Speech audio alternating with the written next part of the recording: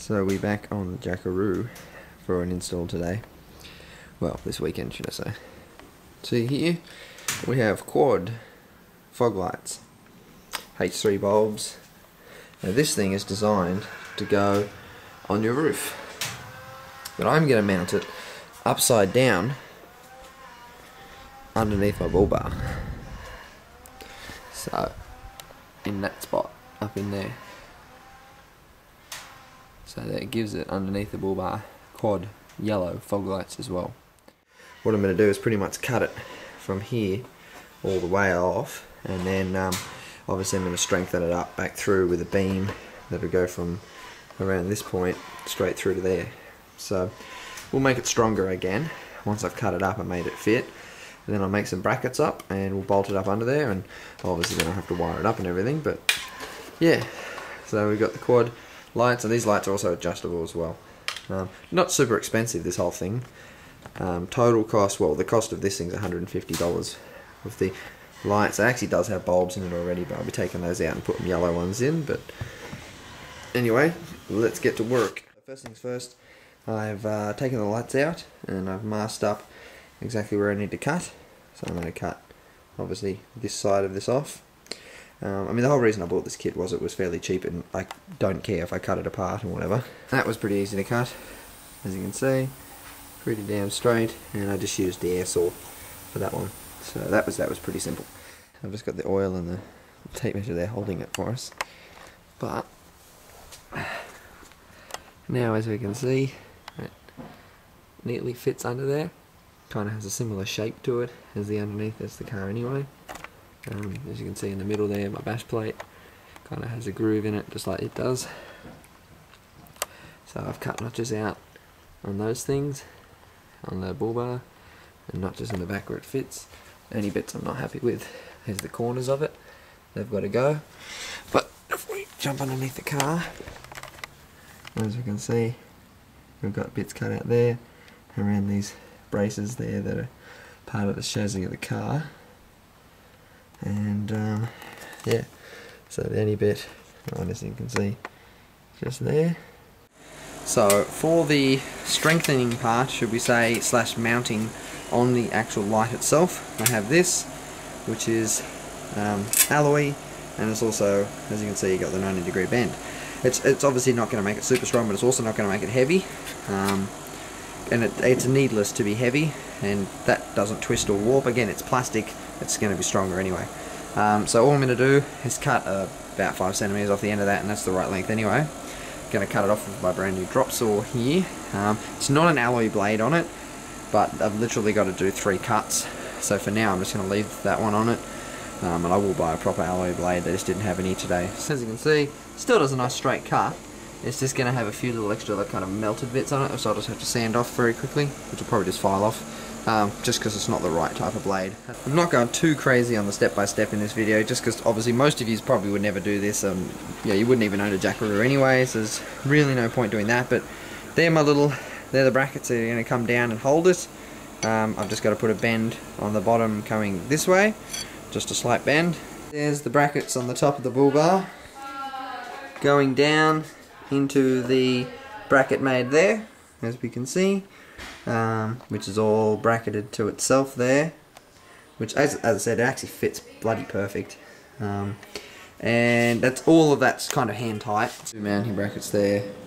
It's got 3 holes drilled in the front ready to mount, and the rest of it. So what I'm going to do is disassemble it now and then paint it all. The plastic, I'm going to clean up all these rough edges on the plastic.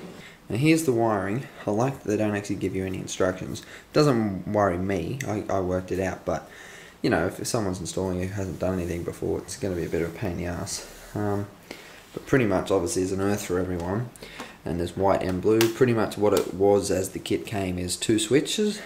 This is the hideous looking switch it came with, so you could turn off 2 on and then 2 on, so you could have them separate. I'm just going to have all 4 off the one switch. So this is the switch I went and got for me. That's a much nicer looking switch.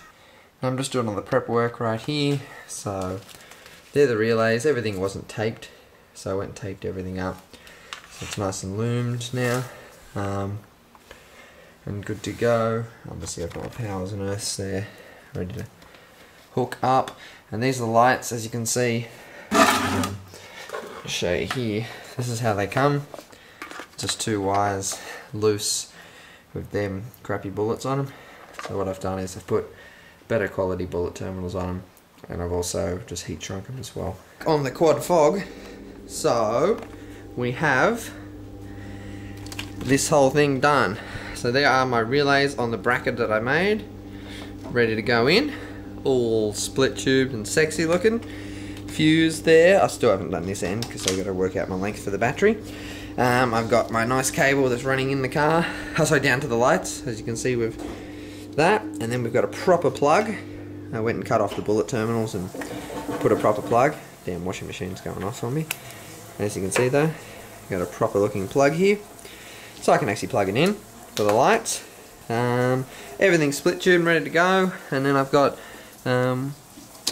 where's the cable? This cable here, split tube and ready to go into the car.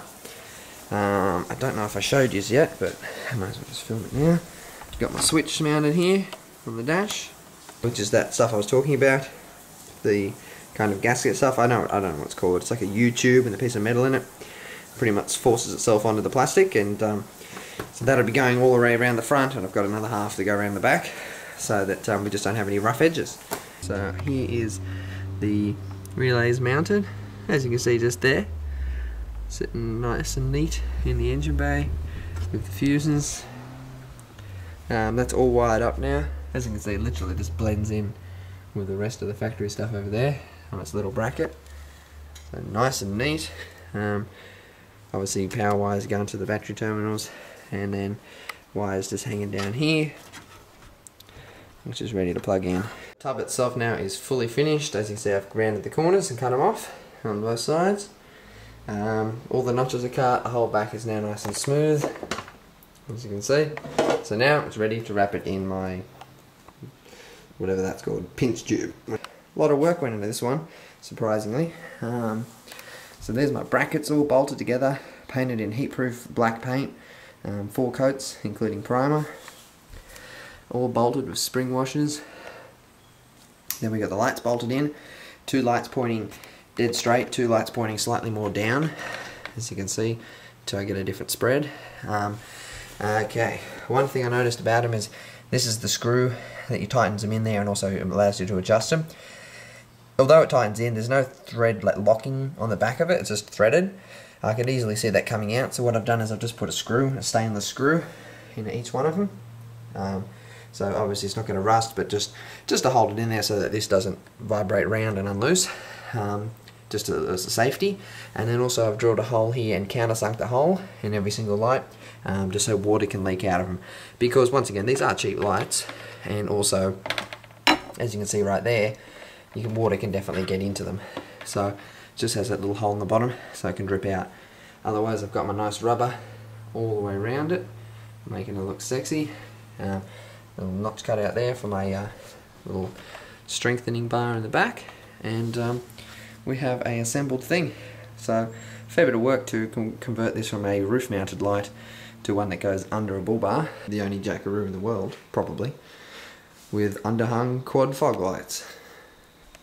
Still got to put my grill in, but they are mounted, and as we can see, fits nice and snug up against the bar there, around there, etc. Looks great. I'm happy with that. So bolted on there, so you can see it in there. Cables are all hooked up, zip tied to the posts. Come up here, plugs there, which is zip tied there, and plugged in. And there we are, Jackaroo. It's got Xtream visions in the headlight bulbs, and quad should I say, Phillips fog lights. And the other ones point down more, and they also point out. And the middle ones are pointing pretty much dead straight, and also up. So that's giving us, that's not high beam on the headlight, that's just low beam. Parkers on the little lights. And then that's how it looks coming towards you. Makes the thing look a lot tougher. That's different, and I'm finished. And there's the video, guys. I will show you at the end here though what they look like at night time. Got normal headlights, high beams, And now we'll turn the fogs on.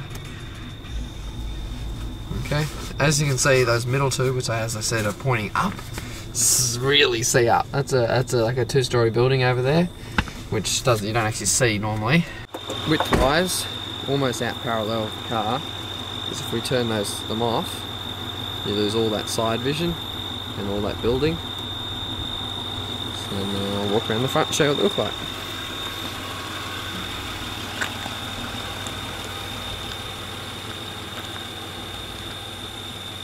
It also reflects off the bull bar itself. Oh, it's too low. Can't get down there. It reflects off the bull bar, makes it look like this massive bright beam underneath there, from a distance at least. So yeah, it looks like I've got some massive kind of light bar anyway. When you get a fair distance away, I'm about 10 meters away now, coming towards you, it's like a big ass light bar. But when you get closer, you notice that it's actually 4 bulbs. But it's also bright yellow too, and they're Xtream vision headlight bulbs. So anyway, guys, that's that done. I just wanted that because I like yellow bulbs mainly.